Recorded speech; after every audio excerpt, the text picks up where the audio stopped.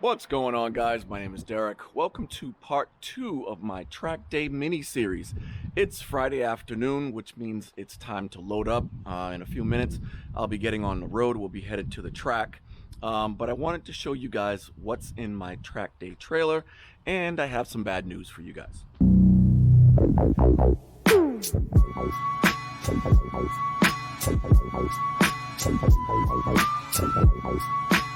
Welcome back, guys. So here's my truck and my trailer all set up. RV is over there, and you might be asking why I have the trailer attached to my truck if I'm taking the RV.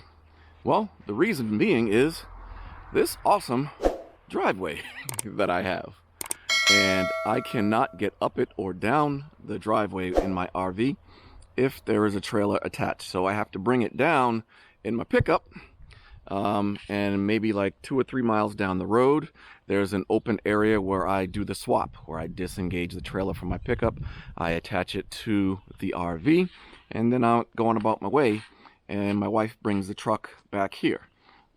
So that's why this setup is the way it is. So the last time I did a what's in my track day trailer video was a couple of years ago, maybe 4 years ago. I had a 40-foot fifth wheel with a 14-foot garage that I pulled with like a F450 dually. The thing was a monster. The rig was a monster, but it was awesome because, like I said, it had a 14-foot garage that was separate from the living area, and it was awesome. However, my wife hated it. It was just too big, too cumbersome, too difficult to get attached and detached and set up in our camping spots and things like that. So we got rid of it in favor of something that's a little bit smaller and something that we can just jump in and drive. Hence my Jayco RV. So it's a Class C RV. This is the Great Hawk 29 MVP. It's 29 feet long, but from bumper to bumper I think it's like 32 feet long or what have you.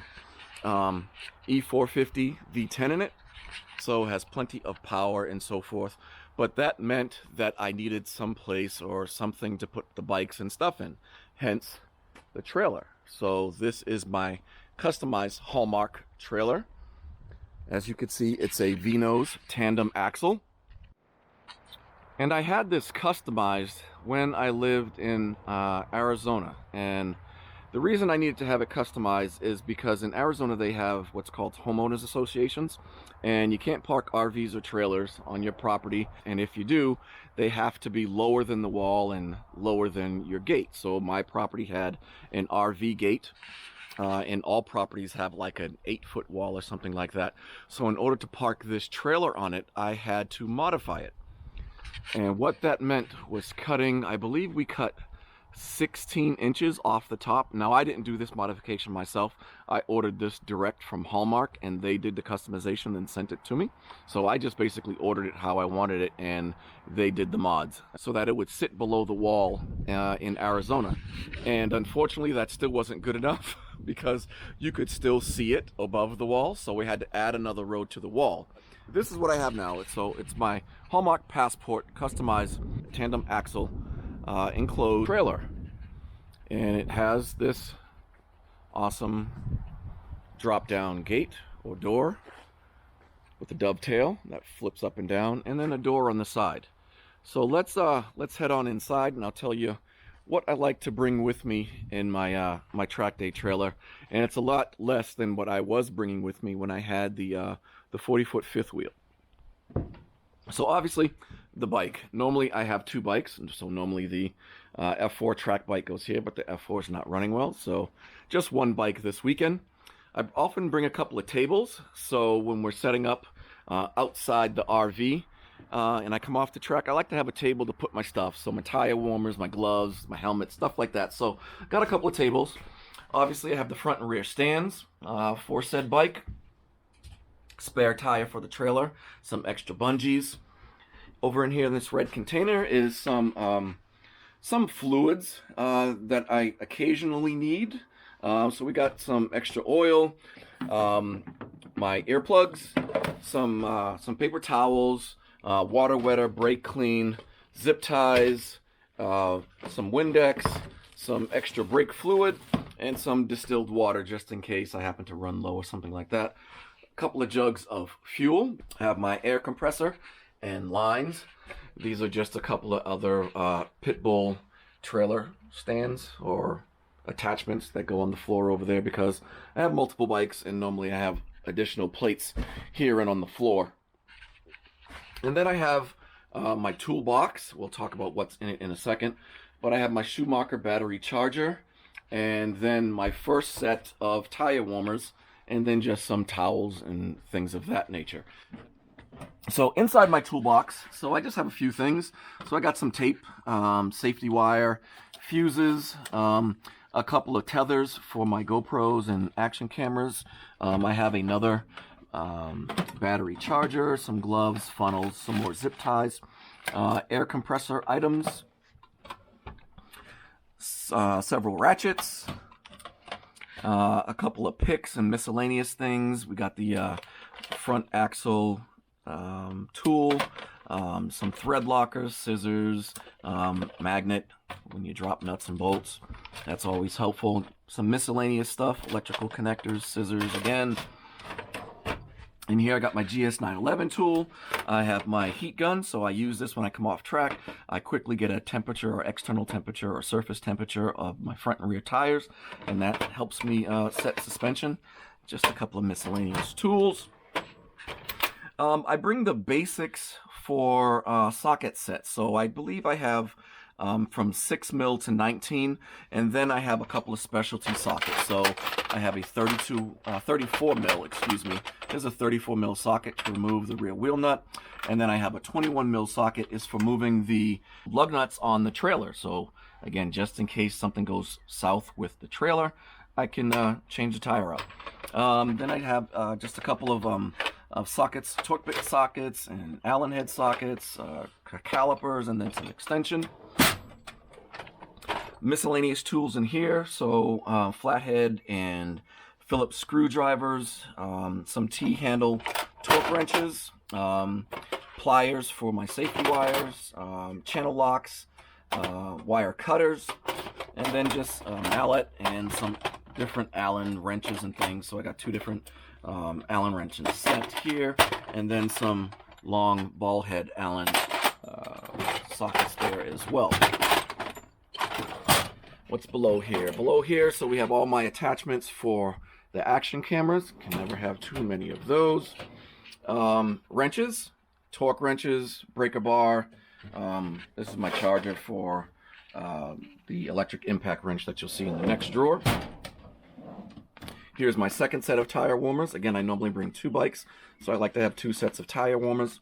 And then I have my impact wrench, just an electric drill, a multimeter. You never know. I haven't needed a multimeter, but then just some miscellaneous stuff in here. So I have a heat gun, some additional tie downs and straps. There's a hammer. There's a bag of extra goodies in here. There's a fuel funnel.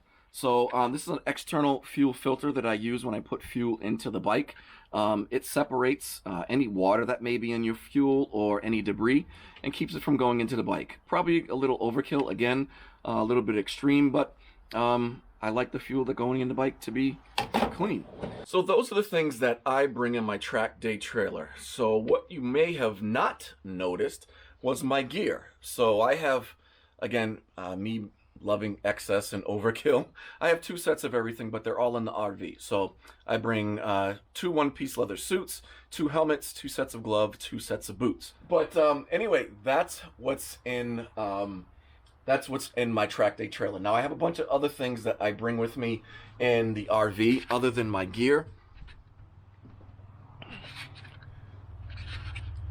So I mentioned having stuff for the trailer. So if I happen to get a flat on the trailer, I have a spare, and then I also bring a jack. So over here I have a floor jack.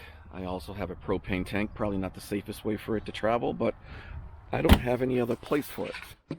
I also bring a container of nuts and bolts. So I have the first container on top is just all a different assortment of nuts, and then on the bottom are a bunch of bolts. I have some jumper cables and gloves in there, and then some extension cords and just miscellaneous stuff in here as well. And then all of my personal items are obviously on the RV. So that's how I do track days now. I don't bring as much as I used to, but I do still bring the essential things. Now for the bad news. So you might be able to see that we have some overcast skies today. And it's actually fairly chilly right now here in New England. It's normally about 70, 75 degrees right around now, but it's probably about 50, 55, and it's supposed to get colder. And unfortunately, there is rain in the forecast for the weekend, all weekend. I mentioned that this was a 2-day event. It's actually 3 days. So it's Saturday, Sunday, and Monday. I signed up for Saturday and Sunday, and we're supposed to have scattered showers and thunderstorms all weekend long. And Tony's Track Days, they have the event rain or shine. And as you can see, I have nice slick Metzeler track day tires.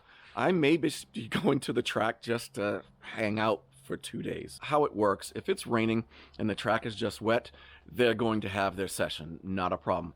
And you don't get any of your money back if you choose not to ride. So I may just have been, I may have just donated a few bucks to Tony's Track Days.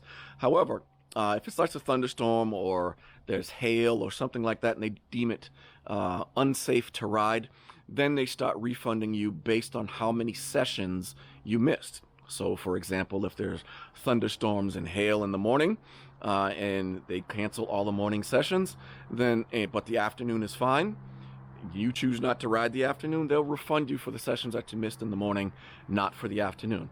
Now, if they determine that it's too unsafe to ride the entire day, then they'll refund you for the day. But otherwise, if there are any sessions that they determine that you can ride, whether it's rain or shine, you're not getting refunded for that. So if there's any type of moisture on the surface at all, I will not be riding. I'll be waiting for a dry time. So hopefully it's a lot like this and I can get a few sessions in. And then if it starts to come down, then at least I've got on the track a little bit. But alas, we are expecting heavy rain, not all day and not all parts of New England, but it's supposed to rain, scattered showers and thunderstorms throughout the weekend. So I will just be hanging out in the camper until sometime Sunday, and maybe I'll just head home early. So although this is my first track day of the season, I might not actually get on track. My next event is the end of June, and that is also with Tony's Track Days, but that is in New York at the New York Safety Track.